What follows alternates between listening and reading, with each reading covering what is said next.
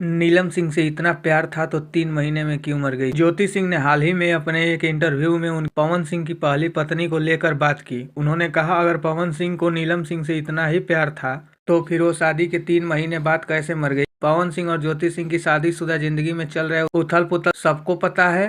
दोनों ने अपने रिश्ते के विवादों पर खुलकर बात की। पिछले कई दिनों में कई बार ज्योति सिंह ने पवन सिंह के अपने प्रति होने वाले बर्ताव को लेकर खुलासा किया है। इतना ही नहीं, ज्योति सिंह ने अपने सोशल मीडिया पर कई वीडियो शेयर किए जिसमें वो पवन सिंह के घर भी पहुंची थी। हाल ही में ज्योति सिंह ने वापस अपनी निजी जिंदगी के बारे में बात करते हुए पवन सिंह की पहली पत्नी की मौत पर सवाल उठा दिया। भोजपुरी इंडस्ट्री में पवन सिंह का एक बड़ा नाम है, लेकिन अपनी प्रोफेशनल लाइफ से हटकर पर्सनल लाइफ को लेकर लोगों के बीच ज्यादा सुर्खियां बटोर रहे हैं। काफी वक्त के बाद एक्टर की दूसरी शादी भी टूटने की बात चल रही थी। पवन सिंह ने राइज एंड फॉल में शामिल होकर एक एपिसोड में ये भी कहा था कि उनका तलाक होने वाला है। वहीं दूसरी तरफ उनकी पत्नी ज्योति सिंह ने लोगों को बताया कि कई कोशिशों के बावजूद पवन सिंह उनसे बात नहीं कर रहे हैं। और हाल ही में एक अपने इंटरव्यू में दिए गए सवाल पर पवन सिंह के कई बार बात करते हुए कहा, एक्टर की पीआर टीम बहुत स्ट्रांग है और वो लोग मेरे लिए नेगेटिव चीज फैला रहे हैं। इसी दौरान उन्होंने उठ रहे सवालों पर कहा, हर सवाल औरतों से ही क्यों किया जाता है। उन्होंने ये भी कहा, किसी भी इंटरव्यू में पवन सिंह से उनके बारे में